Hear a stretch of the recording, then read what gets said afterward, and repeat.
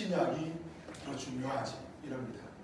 여러분 예수님은 구약 사람일까요? 신약 사람일까요? 이 질문했죠. 예수님은 구약 사람일까요? 신약 사람일까요? 구약 사람입니다. 구약의 배경을 가지고 예수님은 신약의 말씀을 했습니다. 여러분 바울은 구약 사람일까요? 신약 사람일까요? 구약 사람입니다. 구약적 예수님과 동일한 사람이잖아요. 그러니까 신약으로 푸는 사람들이 있었습니다. 예수님 시대 말고 초대교회에서 있었습니다. 발키원이라고 있었습니다. 교회는 그 사람들을 가리켜서 이단이라고 했습니다. 왜냐하면 신약은 신약으로 푸는 게 아닙니다. 교회 역사 속에서 신약을 신약으로 풀었던 적은 없습니다. 교회는 구약을 가지고 신약을 풀었어요. 그래서 사도 바울은 어떤 말씀들을 어떤 이야기들을 적을 때마다 중간에 뭘 썼을까요? 구약의 본문들을 쓴 거예요. 예수님도 구약 말씀을 쓰셨어요? 안 쓰셨어요? 쓰셨습니다. 그죠? 그래서 우리가 구약을 아는 것은 복음을 잘 아는 것이고 구약을 아는 것은 기독교가 뭔지를 아는 것입니다. 그런데 이제 이 구약에 대해서 우리가 굉장히 잘 모를 수가 있습니다. 왜냐하면 구약은 역사 위에 기록되어 있거든요. 그러니까 어려운 거예요. 그래서 역사 공부는 어떻게 했냐면 반복하는 거예요. 우리나라도 우리 알다시피 유치원은 역사 공부를 하는지 모르겠는데 초등학교 입학하면 역사 공부합니다. 중학교 공부 들어가면 초등학교 때 선사시대 때부터 이러면 예를 들면 한국사까지 다 했다. 그러면 근대사까지 다 했다. 그러면 중학교 때도 어디 갈까요? 똑같이 합니다. 고등학교 때도 어디 갈까요? 똑같이 합니다. 왜 이렇게 한국 역사인데 똑같이 물론 심화가 있지만 똑같은 역사를 계속해서 반복할까요? 역사라는 것은 이렇게 국민이 그 역사를 완전히 다 마음속에 탁 집어넣기 위해서는 수없이 반복해야 돼요. 그런데 성경 역사를 생각해 보세요. 여러분 성경 역사, 우리 교회를 오래 다니지만 성경 역사 들을 때가 별로 없어요. 그러니까 우리 성경 역사를 잘 몰라요. 듣기는 들었는데 잘 모르겠어요. 그래서 이런 구약 간통을 통해서 마지막 시간인데 역사를 또 한번 생각해보고 다음에 또 우리가 또 원리편부터 또 할 때 또 생각해보고 생각해보는 것입니다. 그래서 여러분 마음속에 성경의 역사와 성경의 진리는 기본적으로 가지고 있어요. 이거 모르고 성경 공부하는 것은 굉장히 잘못된 겁니다. 근데 이제 저도 그렇고 어릴 때부터 성경 공부 생각해보면 제가 어릴 때 성경 공부가 어떤 성경 공부가 들어왔냐면 주제별 성경 공부가 들어왔어요. 주제별 성경. 기도란 무엇인가? 예배란 무엇인가? 전도란 무엇인가? 굉장히 유익했습니다. 그런데 이제 이런 주제별 성경 공부 또 성경 구절을 이렇게 공부했던 이 방식은 뭘 가지고 있습니까? 성경의 질이나 성경의 역사를 공부하지 않기 때문에 실제로는 성경이 뭔지를 몰라요. 열심히 기도가 뭔지를 배웠고 헌금이 뭔지 배웠고 예배가 뭔지 다 배웠는데 성경 펴놓고 읽으려면 잘 몰라요. 이렇게 되는 것이죠. 그래서 우리가 기억하면 좋겠고 오늘 마지막 시간인데 이제 구약 간통 선지서인데 여러분 하나님 나라 관점에서 볼 때 여러분 창세기는 뭐였습니까? 하나님의 나라의 시작, 원리. 예를 들면 물건을 사는 것과 똑같습니까? 물건을 살 때 물건을 살 때 따라오는 것은 반드시 사용설명서입니다. 사용설명서가 바로 뭐냐면 바로 모세오경이에요. 사용설명서가 필요합니다. 그러면 그 사용설명서를 가지고 제품을 써보는 게 뭐냐? 역사서라는 거예요. 써봤다는 거예요. 역사 위에 하나님의 나라의 원리를 적용해봤다는 거예요. 적용해봤더니 흥망성쇠가 이루어지는 거예요. 그 흥망성쇠를 통해서 뭘 가지게 됐습니까? 지혜. 또 모르는 것처럼 말씀하시죠. 뭘 가지고 나왔어요? 지혜. 그 지혜를 노래로 만든 게 뭐예요? 시가서라는 거예요. 그 시가서가 있었지만 이스라엘 백성들은 실패했습니까? 성공했습니까? 실패했다는 거예요. 실패했기 때문에 새로운 언약 대신 예수님께서 오셔야 된다고 예언하는 것이 뭐요? 선지서라는 거예요. 그럼 이렇게 물건을 산 그 설명서는 모세오경이고, 물건을 써보는 것은 뭐요? 역사서고, 물건을 써봤더니 어떤 일이 생겼어요? 지혜가 생겨. 아, 이거 오래 꽂아 놓으면 전기세 나가네. 이거 물에다 꽂아 놓으면 상하네. 이런 거, 뭐 기계 고장 나네. 이런 게 지혜가 생기는 거예요. 그 지혜가 생기니까 나중에 뭐예요? 고장 나니까 누가 와요? AS 기사가 왔어요. 이게 선지서라는 거예요. 여러분 속에 이런 구약의 적어도 5권의 이런 그 여러분의 틀을 여러분이 가지고 있지 않으면 이제 문제가 되는 것이죠. 다시 한번 정리해 볼까요? 자, 구약은 4권입니다. 4권. 자, 첫 번째. 자, 모세오경 뭡니까? 모세오경. 나와있잖아요. 모세오경 뭐예요? 그러니까 원리는 하나님의 나라를 알고 싶으면 여러분 모세오경을 보시면 돼요.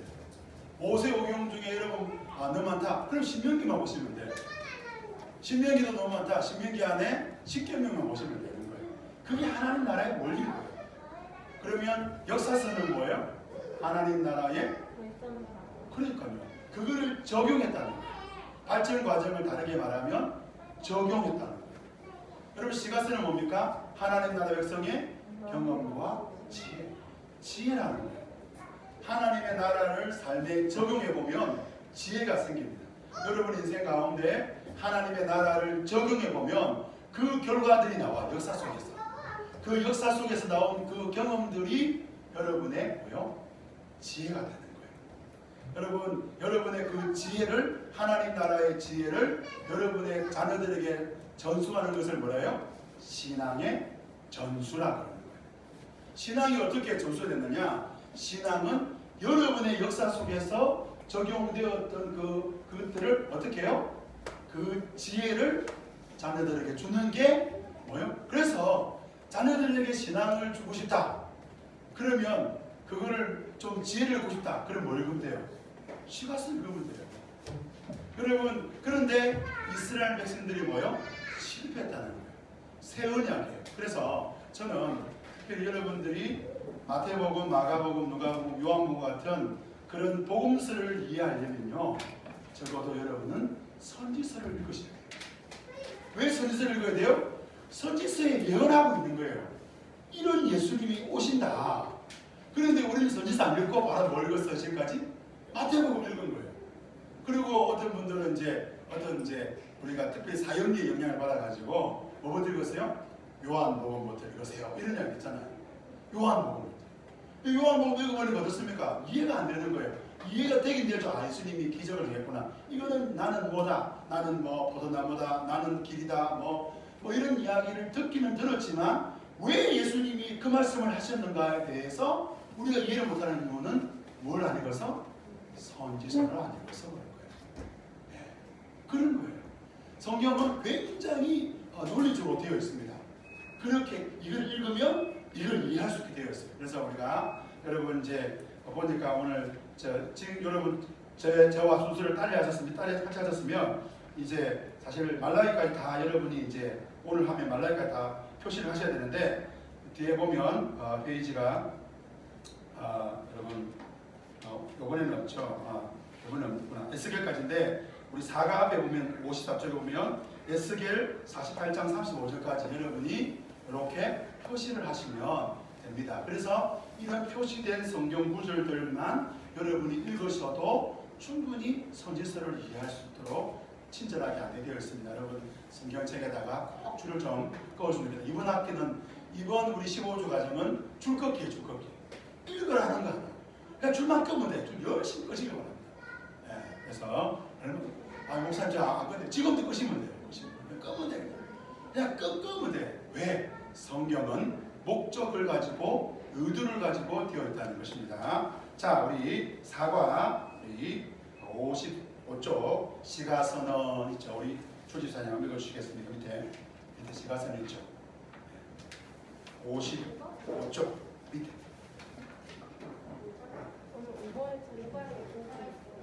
죄송합니다. 5가입니다. 5가 50. 죄송합니다. 선지자들은 좀 읽어볼까요? 맞죠? 제가 말라기 다 했는데. 예. 50, 60, 5쪽에 보면 말라기까지 제가 저는 말라기 다 했거든요. 말라기까지를 이렇게 줄을 끄시면 됩니다. 예, 끄보시면 됩니다. 자, 해보겠습니다. 선지자들을 읽어보세요.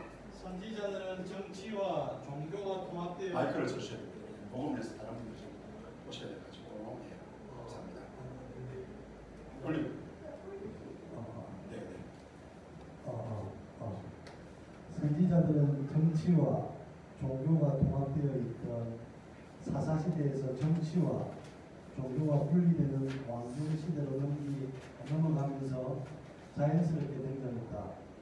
따라서 이들의 존재는 왕들의 시대에서 계속 확인된다. 이들 중 후대 선지자들은 독립된 책들을 남겼고 구약 선지서는 12명의 선지자가 16명의 선지자가 17권의 책을 기록하였다. 사실 역사서와 시가서 그리고 선지서는 거의 시대적 배경이 동일하다. 특히 선지서는 이스라엘이 남북으로 갈라진 이후에 쓰이기 시작하여 바벨론 포로기와 그 이후까지 활동한 선지자들의 사역과 메시지를 담고 있다. 하지만 선지서는 하나님 나라 백성의 실패를 지적하고 심판을 경고하는 부분과 메시아를 통해 새 언약의 소망을 제시하는 내용을 담고 있다고 정리할 수 있다. 자, 구약 선지서는 몇 명의 선지자가요? 16명의 선지자가 몇 권을 썼다고요? 17권. 그런데 우리가 이제 다시 우리 성경책 맨 앞, 성경 전서 봅시다. 차례 봅시다, 차례. 여러분, 책을 읽을 때에 공부를 못하는 사람은 본론 이제 1장부터 읽어요. 공부 못하는 사람입니다. 공부 좀 하는 사람은 서론부터 읽어요. 공부를 진짜 잘하는 사람은 책 페이지부터 봐야 돼요. 그리고 저자부터 읽고, 그 다음에 서론, 뭘 읽기 전에 해야 될 게 뭐야? 차례부터 봐야 돼요. 네, 차례입니다. 차례가 중요해요. 우리 구약 성경도 차례가 있습니다. 자, 차례 찾으셨어요, 성경책. 차례 보면 창세기 있죠, 창세기부터 해서 자, 아가스까지가 시가스까지고, 창세기부터 뭐 오세오경, 역사 시가스까지고, 그다음 이사야부터 말라기까지가 선지서인데, 자, 여기서 질문. 자, X하시면 됩니다. 자, 이사야부터 말라기까지는 선지서인데 역사 손으로 편집했다. X입니다. X. 반드시 X예요. 그러니까 헷갈리는 거예요. 이사야가 어느 시대 사람인지 말라기가 어느 시대 사람인지. 이사야는 왠지 이제 북왕조 여러분, 이사야는요 멸망 직전에 쓴 거예요. 그리고 말라기는 이제 포로기 이후로 돌아왔은 거예요. 이 중간중간에 역사가 다 달라요. 그러다 보니까 선지서가 어려운 거예요. 자, 역사서는 시대적으로 편집했다 안 했다? 편집했다 안 했다? 안 했다는 거예요. 시대적으로 안 했다는 거예요. 그리고 북왕 남북으로 나누어져서부터 포로기까지 뭐 이사야부터 1번, 이사 1번이고 그 다음에 2번이 뭐 예레미야 그렇게 한 게 아니라는 거예요. 그러니까 우리는 자꾸 모르는 거예요. 그러면 어떻게 됩니까? 여러분이 간단합니다. 이사야 옆에다가 써놓으면 되는 거예요. 이사야는 어느 시대 썼다. 근데 친절하게 어떤 성경은 써져 있어요. 이사야 실제로 써져 있어요. 어느 시대에 내가 하나님의 부르심과 써져 있단 말이에요. 그러니까 그거를 여러분들이 염두에 둬라는 거죠. 보시면요, 이거 말고요. 요 다음 그림 한번 볼까요? 이 다음 그림이 보세요. 요 다음 그림 보세요. 요렇게 이거 보세요. 클릭백 해보세요. 이런 식으로 나눠져 있는 거예요. 우리는 여러분 제일 처음에 이사야가 어디 있어요? 이사야가 북왕조, 남왕조, 멸망 거의 직전에 와 있잖아요. 말라기는 어디 있습니까? 말라기는 끝에 있는 거죠. 그러니까 이게 얼마나 복잡합니까? 이런 것들을 여러분들이 가지고 있지 않으면 어려운 거예요. 그래서 이런 것들은 적어도 이제 여러분이 이제 옆에 써놓기도 하고 계속 연습을 하지 않으면 잘 모를 수밖에 없는 거예요. 아시겠죠? 역사에 따라 편집도 안 됐다? 안 됐다는 겁니다. 아시겠죠? 성경은 역사의 손으로 안 되어 있어요. 그래서 어떤 목사님은 공부를 하셔가지고 이거를 역사 순으로 성경을 만들어서 성경을 통독했다 그런 분도 있어요. 그래서 저는 반대입니다. 왜 반대인 줄 압니까? 저도 옛날에 그렇게 해봤어요. 그리고 마태복음, 마가복음, 누가복음도 겹쳐지는 부분들은 생략을 해가지고 이렇게 한글 막 묶어서 복음서를 빨리 읽도록 해봤어요. 근데 제가 공부를 해보면서 느끼는 게 뭐냐면 성경은 의도를 가지고 편집했다는 거예요. 왜 마태복음을 맨 앞에 뒀을까요? 그런 질문 해봐야 되는 거예요. 왜 이사야를 맨 앞에 뒀을까요? 그런 질문 해봐야 되는 거예요. 왜 말라기일까요? 그런 질문을 해봐야 되는 거죠. 근데 우리는 그런 질문이 없는 거예요. 편집한 사람들은 그런 의도를 가지고 편집을 했다는 거죠. 그러니까 우리가 성경을 읽을 때에 의도를 가지고 그 의도를 찾아서 읽는 것은 굉장히 유익합니다. 예, 어쨌든 그렇다는 거 보시고 앞으로 가보겠습니다. 자, 그러면 이제 다시 한번 58쪽에 선지서는 역사서와 시가서와 같은 시대에 기록했다는 겁니다. 그것만 기억하면 좋겠습니다. 자, 넘어가 보겠습니다. 자, 68쪽. 자, 선지자들은 한번 강지사 한번 읽어주시겠습니까? 선지자들은 하나님의 율법과 주권을 거부한 이스라엘의 죄악과 더불어 열방의 죄악에 대해서도 지적한다. 하지만 선지서는 심판으로 끝나지 않고 하나님 나라를 이루어 가시려는 하나님의 열정을 담고 있다. 다시 주님을 따르게 될 하나님의 백성인 새 이스라엘에 대한 소망을 전하고 동시에 하나님의 나라를 대적하는 악한 자들에 대한 멸망을 약속한다. 그러니까 선지서에 보면 이스라엘의 남유다의 멸망도 말하지만 또 뭘 말해요? 하나님 백성 새 이스라엘의 소망도 말하고 그 이스라엘을 대적하는 열방은 뭐요? 멸망할 것을 말하는 것이죠. 도표를 보면 이런 것이죠. 선지서는 죄에 대한 경고와 회복에 대한 소망을 다루고 있습니다. 그렇죠?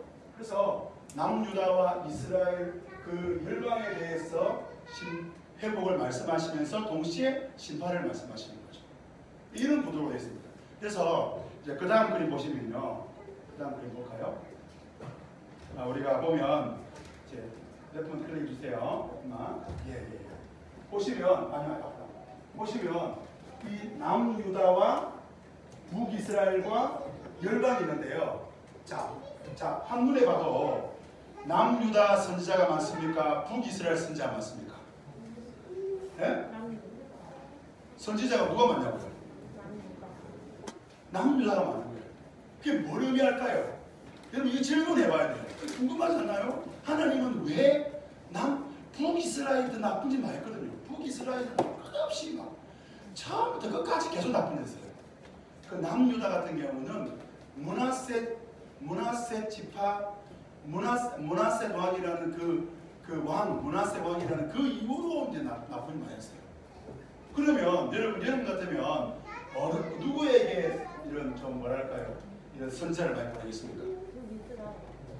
그렇죠. 그런데 하나님은 남유다에게 왜 이렇게 선지자를 많이 보냈을까요? 그 이유는 하나님은 남유다 다윗의 언약을 생각하시고 다윗의 백성들에게 하나님의 말씀을 더 전하기를 원하셨던 거예요. 희한하죠. 우리와 다른 것 같아요. 그렇죠? 그런데 보시면 이사야, 예레미야, 에스겔, 스바냐, 아모스는 남유다도 전하고 또 이사야, 예레미야, 에스겔, 스바냐는 남유다도 전하지만 동시에 뭘 전합니까? 열방도 다뤄요. 나훔, 오바다는 열방만 하지만 근데 왜 이렇게 되느냐? 하나님의 관심은 이스라엘뿐 아니라 뭐요? 열방에도 있다는 것을 말씀하시는 거죠.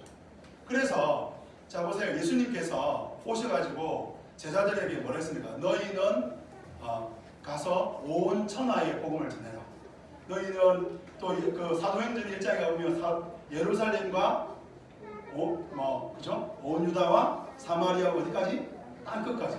예수님께서 마태복음 28장에 모든 민족으로 제자를 삼아. 이런 말씀들이 그냥 어느 날 갑자기 예수님 와가지고 던진 말씀이 아니라 뭐요? 선지자들이 이미 이야기해왔던 그 말씀을 하고 있다는 거예요. 그러니까 우리가 이런 선지서를 읽을 때에 왜 하나님께서 열방에 대해서 말씀을 하실까? 왜요? 하나님의 관심은 예수님 때부터 전 세계로 복음이 전파되는 것이 아니라 하나님은 이미 뭐요? 멸망에 대해서 관심을 두고 계셨다라는 것을 보여주는 것이죠. 우리의 생각과 다른 거예요. 자, 다시 봅시다. 자, 그 다음에 이제 보시면 볼까요? 다니엘 아시죠? 다니엘은 특히 다니엘 같은 경우는 바벨론과 페르시아에, 요나 같은 경우는 니느웨에, 하박국은 질문하지 않습니까? 그죠? 학계 스가랴는 포로 이후에. 그러니까 이런 도표만 봐도 우리는 구약의 선지자들에 대해서 이런 생각을 가질 수 있는 거죠. 자, 이 도표 다 설명해 볼까요? 자, 여기 답해 보세요. 왜 하나님은 남유다에게 선지자를 많이 보냈을까요? 다윗의 언약입니다. 다른 거 없어요. 남유다가 북이스라엘보다 더 오랫동안 버틸 수 있던 이유가 뭐예요? 다윗의 언약입니다. 남유다가 잘나서가 아니에요. 남유다에게는 다윗의 언약이 있던 거예요. 그러면 여러분 봅시다. 다윗의 언약이 오늘날 예수 그리스도의 언약으로 이어지는데 오늘날 저와 여러분이 하나님의 큰 은혜를 누리는 그 이유가 뭐예요? 다윗의 언약이에요. 교회 안에서 보면 착각하는 분들 있어요. 좀 자기가 조금 더 받았다고, 좀 더 잘났다고 이런 분들인데 착각하지 마세요. 우리는 다 무엇의 언약? 예수 그리스도의 언약 때문에 이 공동체 안에 있는 거예요. 그러니까 남유다가 북이스라엘 바라보고 아이고 너희들은 자 이것도 못하고 아이가 이렇게 할 필요가 없어요. 왜냐하면 남유다에게는 다윗의 언약이 있었던 거죠. 자, 이 그림 설명할 수 있을까요? 두 번째, 왜 이사야부터 나홈, 요바다, 다니엘, 요나 이런 사람들까지 왜 멸망에 대한 이야기들을 구약 선자들이 하고 있을까요? 말해보세요. 어떤 예수님이 오신다고요? 모든 민족으로 제자 삼으라고 말씀하시는 그 예수님이 오신다는 거예요. 교회가 앞으로 어떤 시대가 열려서 어떻게 살아갈지를 말해주고 있는 것이죠. 두 가지를, 그래서 교회는 이 그림만 봐도 교회는 두 가지를 감당할 수 있어요. 하나는 뭐냐면 첫 번째는 우리는 다 한번 따라해볼까요? 하나님의 은혜로 살아갑니다. 그거예요. 두 번째는 뭐냐면 모든 민족으로 모여 제자 삼는 거예요. 교회가 해야 될 일은 이 두 가지예요. 이 두 가지를 이미 선지서에서 말해주고 있는 거예요. 우리는 이 선지서를 읽을 때 그런 관점에서 선지서를 잘 읽지 않고 그냥 읽는 거예요. 그냥 에돔을 향하여 잘 모르지만 모압을 향하여 잘 모르지만 블레셋을 향하여 이집트를 향하여 또 바벨론을 향하여 하나님 뭐라고 있는가 이렇게만 읽는 것이죠. 자 그러면 우리 죄를 심판하시는 선자 메시지 우리 69쪽의 박스걸 한번 읽어주시겠습니까? 시원이 한번 읽어줄래? 선지서들은 모두 분열왕국 시대 이후에 기록되었기 때문에 선지자들의 경고의 대상을 셋으로 나눌 수 있다. 북이스라엘과 남유다와 열방이다. 주로 남유다에 대해 책망한 선지자는 요엘, 미가, 말라기이다. 북이스라엘에 대해 경고한 선지자는 호세아이다. 열방의 심판만을 전한 선지자는 나훔과 오바댜이다. 아모스는 세 대상 모두에게 메시지를 전했고 이사야, 예레미야, 에스겔, 스가랴는 남유다와 열방에 대해 경고하였다. 예외적으로 학개와 스가랴, 요나, 하박국 그리고 다니엘은 하나님의 주권에 대해 다양한 상황에서 독특한 방식으로 계시하고 있다. 자, 그래서 봅시다. 그러면 한번 여러분 물어봅시다. 왜 하나님은 멸망을 말씀하실까요? 왜 하나님은 심판을 말씀하실까요? 예수님께서 내가 너희들에게 금을 주러 왔다고 말씀했습니다. 여러분, 복음은 심판을 먼저 합니다. 복음은 죄를 먼저 말해줘요. 복음은 우리에게 좋은 이야기만 하지 않아요. 복음은 항상 죄로부터 시작해요. 죄를 심판하시는 하나님, 그리고 구원하시는 하나님이죠. 그러면 자 보세요. 이 그림 따라 하나님이 왜 남유다나 북이스라엘이나 열방을 심판하실까요? 뭐요? 심판 뒤에는 뭐가 온다고요? 회복이 온다는 거죠. 이거예요. 이거. 자, 그 다음 넘어가 봅시다. 자, 2번. 자, 70쪽 박스를 우리 강집사 한번 읽어주십시오.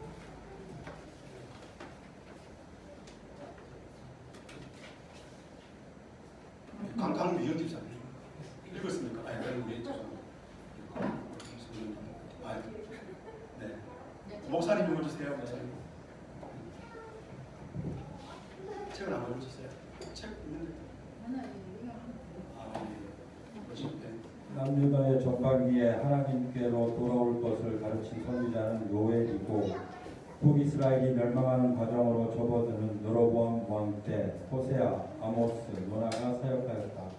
북이스라엘을 멸망시킨 아수르의 침략에 맞서 두려워하던 남유다 히스기야의 통치 전후로 이사야, 미가 선지자가 사역했다. 이후 남유다가 므낫세 왕 이후로 하나님을 떠나 멸망의 길로 갈 때 나훔, 하박국, 스바냐, 오바댜, 예레미야 선지자가 사역했으며 아무란 포로 시대를 지나고 있을 때 다니엘과 에스겔 선지자가 활동했다. 포로기가 끝나고 귀환한 유다 백성들이 성전 재건을 주저할 때 학개와 스가랴가 사역했다. 이후 신앙의 회복을 외치며 하나님의 주권을 선포한 선지자가 말라기이다. 네, 자 보시면 다음 글 볼까요? 자 이렇게 되죠. 이렇게 우리가 이렇게 자 호세아는 북이스라엘을 향해서 외쳤지만 아모스는 남유다와 북이스라엘의 멸망을 말해요. 그 다음에 요나는 어디로 갑니까?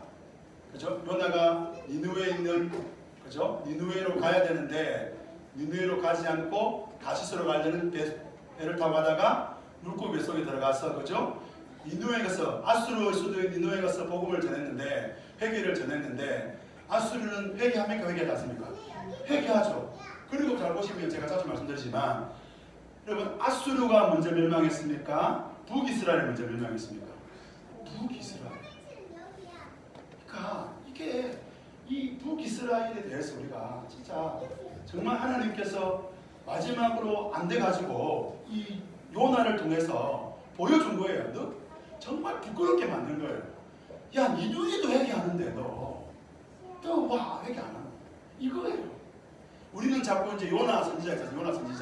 요나 선지자가 막 말 안 듣고 개기다가 막 그죠 물고기 들어가고 막 개기고 이런 거 있잖아요. 그래서 요나를 저는 옛날에 수련회 가니까 목사님이 요나는 나요다 뭐 이러더라고. 나요가 요나다. 그렇게도 볼 수 있지만 이거를 하나님 나라 관점에서 보면 북이스라엘이 하나님의 주권을 인정하지 않으니까 하나님은 요나를 통해서 북이스라엘에게 너희 봐라 자 봐라 저 아수르도 돌아오는데 너희는 돌아와야 되지 않느냐 라고 하는 것을 보게 되는 것입니다. 자, 이 그림을 통해서 볼 수 있는 것은 뭡니까? 똑같은 거예요. 북이스라엘 선지자가 많습니까? 남유다 선지자가 많습니까? 예. 왜 그랬다고요? 다윗의 언약입니다. 다윗의 언약입니다. 다른 거 없어요. 그 다윗의 언약 때문에 신실하신 하나님께서 남유다를 살려주는 거예요. 저와 여러분에게 주신 그 은혜도 생각해 보면 저와 여러분이 하나님께 예배하는 것도 착각하면 안 돼요. 우리가 뭔가 대단해서 된 게 아니라 우리도 무엇의 언약 때문에? 누구의 언약 때문에? 예수 그리스도의 언약 때문에 이 자리에 있는 거예요. 다른 거 없어요. 이거를 자꾸 다른 게 들어가면 어떻게 됩니까? 공로가 들어가고 자기 잘남이 들어가고 대단하게 들어가잖아요. 그리고 어떻게 합니까? 어떤 분들은 뭐 교회에서 이런 분들 있더라고요. 내가 우리 교회에서 내가 20년 동안 이런 사람 만났어요. 진짜. 우리 교회에서 내가 이 교회에서 어떻고 저쩌고 이런 이야기 하면 안 돼요. 우리는 그런 것들 때문에 살아있는 게 아니에요. 우리는 오직 뭐 때문에 이 자리에서 하면 예배할 수 있다고요? 예수 그리스도의 뭐요? 언약 때문이에요. 다른 거 없어요. 그게 이 선지서를 통하여 우리에게 보여주는 거죠. 자, 그 다음 그림 봅시다. 우리 71쪽 권동희 손 읽어주겠습니까? 남유다 남북왕조 71쪽 박스를 읽어주시겠습니까? 남북 왕조 시대에는 북이스라엘의 타락이 두드러지기 때문에 북이스라엘 출신 선지자들이 이때 왕성하게 활동했다. 호세아, 아모스, 요나가 그들이다. 북이스라엘이 멸망하고 남왕조 시대에는 유다가 타락하기 시작한다. 초기에는 이사야와 미가 선지자가 활동했고 유다의 멸망이 가시화된 시점에는 아수르가 멸망하고 바벨론이 흥할 것을 예언한 나홈 외에 하박국, 스바냐, 예레미야, 오바댜 같은 선지자들이 활동했다. 바벨론 포로기에는 아까 2차에 끌려간다. 끌려간 다니엘과 2차에 끌려간 에스겔이 유대지에서 활동했다. 다레스 침공으로 예루살렘으로 귀환한 포로기한 시대에는 성전 건축을 독려했다.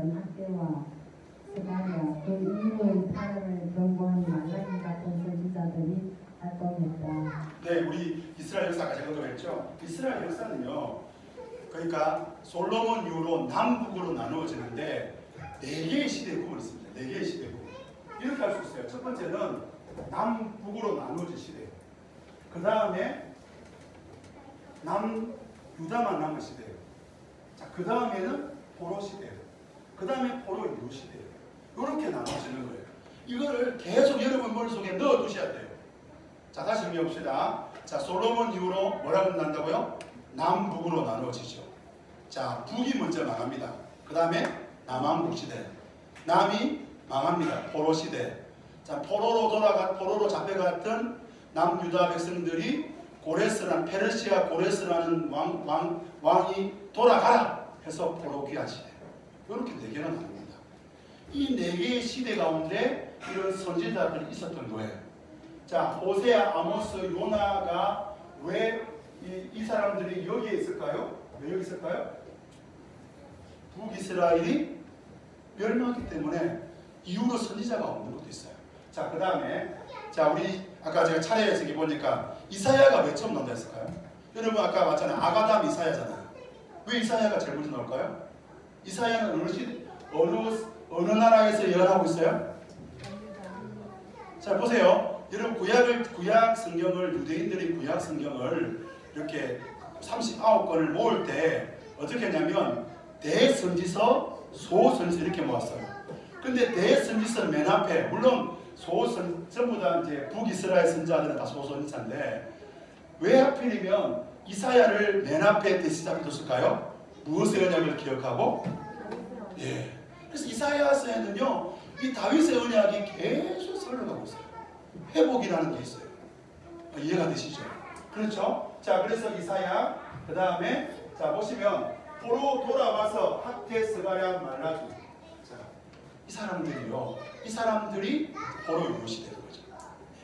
자, 다음 우리 한번 계속 한번 나아가 봅시다. 여러분 계속하다 보면 아시게 될 겁니다. 넘어가 보겠습니다. 우리 72쪽 한번 넘어가 보겠습니다. 72쪽. 자, 이렇게 우리 오늘 성경이 하나, 둘, 셋, 5개 있는데 이 성경 구절들을 읽어보면 이 이제 선지자들의 어떤 모습들이 드러납니다. 다른 이제 내용상 똑똑한 선지자들인데, 자, 요거는 자, 제가 다니엘 같은 경우 한번 우리 다니엘 7장 27절 같이 한번 읽어보겠습니다. 시작. 나라와 권세와 온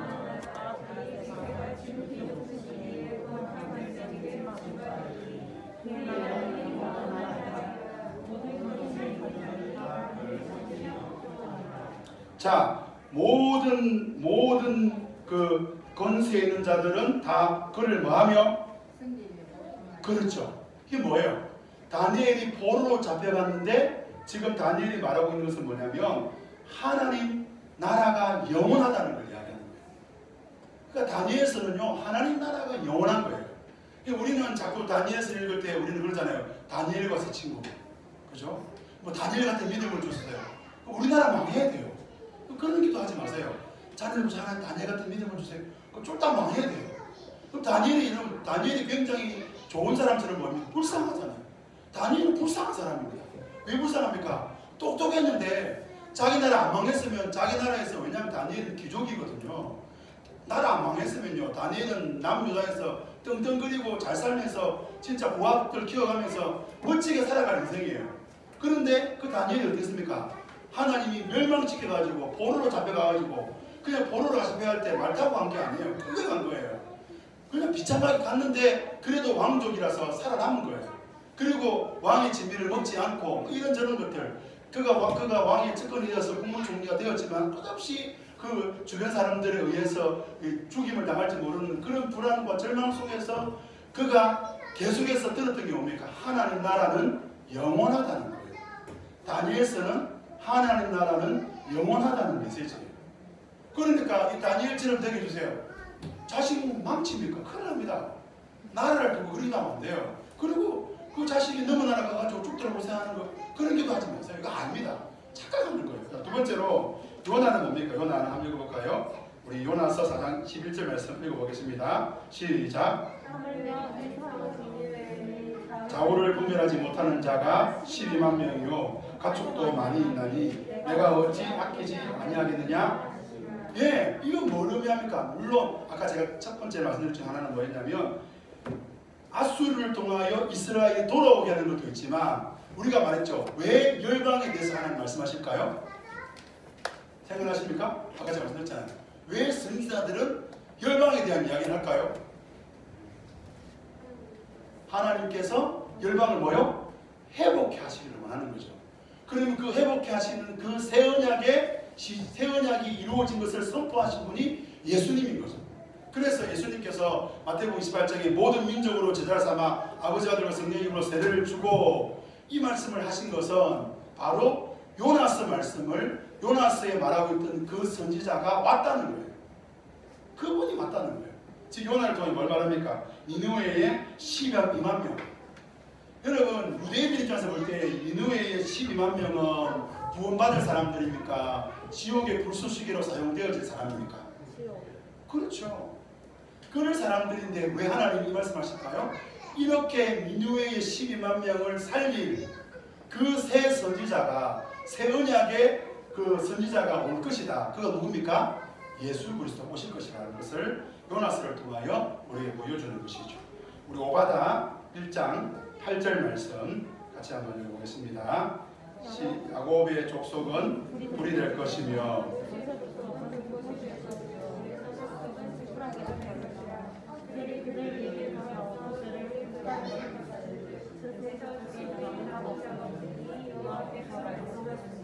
예, 이 말씀이나 우리 나훔 2장 8절 말씀이나 똑같은 거예요. 니느웨는 예로부터 물이 많이 모인 목 같으니 니느웨가 사실은 이 주변이 이 물로 다 이렇게 막아 있어가지고 연못 위에 섬 같은 거예요. 굉장한 대단한 이런 난공불락인데 같은 이제 모두 도망하니 설하니 돌아보는 자가 없도다. 이 오바다는 에돔에 대해서 나훔은 니느웨에 대해서 멸망을 말합니다. 왜 멸망할까요? 왜 멸망할까요? 아까 말했잖아요. 하나님은 하나님 백성들을 구원한다. 그런데 동시에 뭐요? 여러분 보세요. 교회를 통하여 하나님 백성이 구원받는 것 동시에 마지막 때에 주님이 다시 오실 때 어떤 일이 생깁니까? 어떻게 돼요? 이 온 세상이 심판을 당하잖아요. 그러니까 이 선지서를 보면요. 어쩔 때는 구원받는다, 회복된다. 심지어 이사야는 예레미야는 뭐라 그러냐면 이집트가 하나님을 찬송한다 막 이래요. 애굽이 하나님을 찬송한다 이래요. 그 갑자기 그러다가 이제 오바다나 나훔은 멸망을 이야기하잖아요. 왜 그럴까요? 복음은 회복과 심판이 동시에 있는 것을 보여주는 거죠. 회복해 하신 이도 예수 그리스도, 모든 민족을 제삼게 하시는 분도 예수 그리스도, 모든 민족을 멸망시키는 분도 예수 그리스도, 그분인 것을 보여주는 게 선지서라는 거예요. 마지막으로 우리 학계 1장 8절 말씀 같이 한번 읽어보겠습니다. 시작. 너희는 산에 올라가서 나무를 가져다가 성전을 건축하라. 그리하면 내가 그것으로 말미암아 기뻐하고 또 영광을 얻으리라. 여호와가 말하였느니라. 여러분 이제 이 학계서 같은 경우 진짜 학계하고 스가랴 이런 선지자들이요. 이제 말라기 특히 학계 스가랴 이런 선지자들은 하늘나라에서 우리 한국계 바라볼 때 진짜 속상할 것 같아요. 왜냐하면 학계 스가랴가 한국교회 설교 시간에 인용되는 날이 있습니다. 언제인 줄 아십니까? 예, 교회 건축할 때. 이 예배당, 우리는 이 예배당입니다. 이 성전 아닙니다. 저는 이야기를 자주 하지만 많은 분들이 계속 성전이라고 해요. 이거 성전 아닙니다. 성전이 있습니다. 사도 바울이 성전을 이야기했습니다. 뭐라고 했어요? 너희 몸이 하나님의 성전이라고 그랬어요. 여러분 교회는요. 우리가 교회잖아요. 교회는 이게 교회가 아니에요. 여기는 예배드리는 장소인 것이죠. 이 장소를 소중히 여기고 이 장소를 귀히 여기고 이 장소를 잘 활용하는 것은 하나님 주신 지혜입니다. 그런데 이 예배당은 교회 성전이 아닌 것이죠. 그래서 이 학계서 스가랴서를 통해서 우리가 알 수 있는 게 뭡니까? 그것은 우리의 성전에 대한 이야기를 하는 거예요. 결국에는 자 보세요.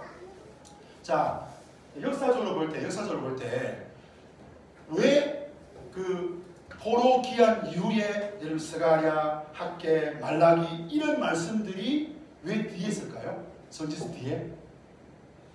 역사적으로 편집 안 됐다면서요. 그런데 왜 그걸 뒤에 뒀을까요? 헷갈리게. 왜 뒀을까요? 그리고 신약의 교회들은 그걸 그대로 왜 받아들였을까요?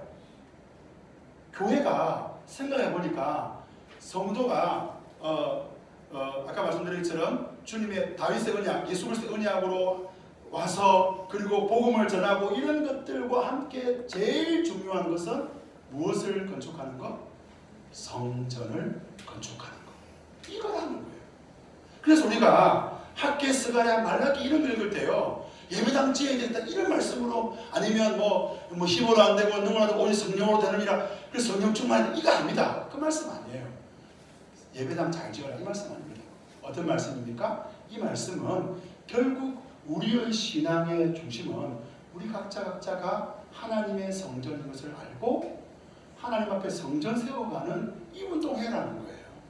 이게 선지서의 관점인 것이죠. 우리 마지막으로 제가 이거 뒤에 보면 종이를 하나 나눠뒀죠. 그거 보시면 쓰시면 돼요. 이사야부터 말라기까지는 제가 다루지 않습니다. 우리 77쪽 문예설 선지서는 한번 읽어줄래요? 선지서는 77쪽 5분만 읽어보면 되겠습니다. 뒤에 친구 같은 거하고 같이.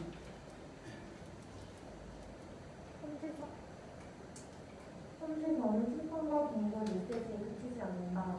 하나님께서 메시아를 통해 구약의 언약을 대충한 새 언약을 세우실 것이고 그 새 언약으로 하나님 나라를 성취할 것이라는 소망이 있을 것이다. 즉 메시아를 통해 성취될 하나님 나라의 소망을 기록하고 있다. 우리는 구약의 신서를 통해 하나님 나라에 필요한 하나님의 특권을 분명히 획득하며 새롭게 하나님 나라를 성취하는 오신 예수 그리스도의 복음을 구제하게 된다. 이러한 구약의 신서들을 통해 구약과 신약이 하나의 복음을 말하는 통일성 있는 책이라는 것을 생각하게 된다. 자, 무슨 있는 책이라고요? 통일성 있는 책. 이게 제일 중요합니다. 여러분 신약 간통 딱 들어갈 때 제일 먼저 게 뭐냐면 구약과 신약이 연결되어 있다는 이야기를 이야기합니다. 여러분 우리가 한국 교회는 지금까지 복음서부터 읽었어요. 복음서부터 읽으면 안 돼요. 뭐부터 읽어야 됩니까? 선지서부터 읽어야죠. 선지서에 나와 있는 그 예수님이 온다는 기대감을 가지고 마태복음 1장 1절을 읽어야 돼요. 다윗과 아브라함의 자손 예수 그리스도의 계보라, 그렇게 읽어야 되는 거예요. 하나님 나라가 가까웠다, 이걸 되는 거예요. 우리가 그래서 이제 여러분 이제 선지서를 읽을 때 어떻게 해야 될지를 이제 이야기한 것이죠. 자, 우리 79쪽 이가의 핵심 정리 1번 한번 읽어보겠습니다. 다 같이 읽어봅시다. 남북 분열 시대에 활동한 여러 선지자들은 남유다와 북이스라엘뿐 아니라 열방을 향해 모여 하나님의 주권을 거부한 자에 대해 지적하고 심판을 경고했다. 근데 심판하고 막 끝낸 게 아니에요. 이번 읽어볼까요? 시작. 하지만 선지서는 심판의 메시지와 함께 메시아를 통해 새 언약의 소망을 제시하고 새로운 하나님의 나라의 소망을 전하고 있다. 여러분 선지서가 어렵습니다. 왜냐하면 선지자 이름하기 힘들어요. 제가 옛날에 제가 어떤 교회 사역할 때 제가 그때 아마 나온 것 같아요. 나온 말씀을 나옴서를 이제 읽기로 했어요. 그래서 새벽기도 제 본문이 나옴서였는데 우리 큐티지 책을 따라가기 때문에 나옴서 몇 장 하는데 어떤 성도님이 제 맨 앞에 앉아가지고요 그 나옴서를 못 찾고 있는 거예요. 설교 끝날 때까지 찾고 있는 거예요. 막 제가 막 뛰어내려가서 찾아주고 싶어요. 집사님 말해주고 싶은 거예요. 말해줄 수가 없어요. 왜냐하면 설교 중간에 나옴서는 몇 페이지입니다. 말하기가 좀 그렇잖아요. 왜냐하면 우리가 이 선지서의 이름조차도 익숙하지 못한 성도님들이 계실 거예요. 실제로 그렇습니다. 왜냐하면 우리는 이 구약, 특별히 선지서가 뭔지를 배우지를 못해서 그렇습니다. 여러분 오늘 우리가 이 짧은 시간이지만 저와 여러분에게 제가 말씀드리고 싶은 것은 여러분이 예수님을 이해하려면 선지서를 읽으셔야 됩니다. 목사님 선지서 높은데요. 그래서 이 딱 책 있잖아요. 책에 선지서 분량 제가 줄 거 보니까 1시간이면 끝나요. 1시간. 가장 대표는 줄 거면 돼요. 그리고 그 선지서들을 예수님의 관점에서 읽어보시면 이런 예수님이 오시는구나.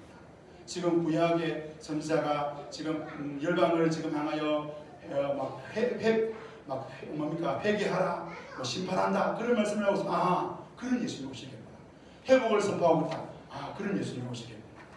아 죄를 지적하고 있다. 이런 예수님 오시겠구나. 아 이런 예수님 오시겠구나. 그래서 그런 관점에서 여러분들이 적어도 선지서를 읽자는 거예요. 그래서 그 선지서를 여러분이 읽고 다음 주에 여러분이 신약 관통을 딱 들어가면 여러분들은 신약이 굉장히 쉬워지는 거예요. 이해가 되는 거예요. 여러분 유대인들은 구약을 알고 있지만 예수님을 믿지 않았습니다. 유대인들은요 예수님 하시는 말씀을 다 알고 있어요. 사도들이 하는 이야기를 다 알고 있어요. 그렇지만 믿지 않았어요. 근데 오늘 우리 한국교회뿐 아니라 많은 교회의 성도들이 구약을 모르니까 예수님이 하시는 말씀이 뭔지를 잘 모르면서 아멘 그래요. 믿는다고 그래요. 얼마나 웃기겠어요. 둘 다 웃기잖아요. 알면서 안 믿는 유대인들도 참 문제지만 우리는 믿는다 그래놓고 몰라요. 왜 그런 말씀하시는지 몰라요. 구약의 배경이 없어요. 신명기도 몰라요. 선지서도 몰라요. 예수님 자종했던 시편도 잘 몰라요. 그러니까 이제 우리가 정신을 차려야 된다. 예수님 믿는다고 그러면 알아야 될 거 아니에요. 그죠? 그래서 우리가 이제 오늘 선지서까지 뗐습니다. 여러분 자 정리해 봅시다. 하나님 나라의 원리는 뭡니까? 모세오경. 하나님 나라가 역사 가운데 적용된 것은 역사서. 여러분 하나님 나라가 역사 가운데 적용이 됐더니 뭐가 생겼어요? 지혜. 지혜를 노래를 불렀어요. 그게 뭐요? 시가서. 시가서를 불렀음에도 불구하고 이스라엘들 실패해서 성공했어요. 실패했어요. 실패하니까 뭐가 와야 돼요? 새 소망이 와야 된다고, 새 언약이 와야 된다고 말해요. 그게 뭐요? 선지서. 선지서 했습니다. 기도하겠습니다.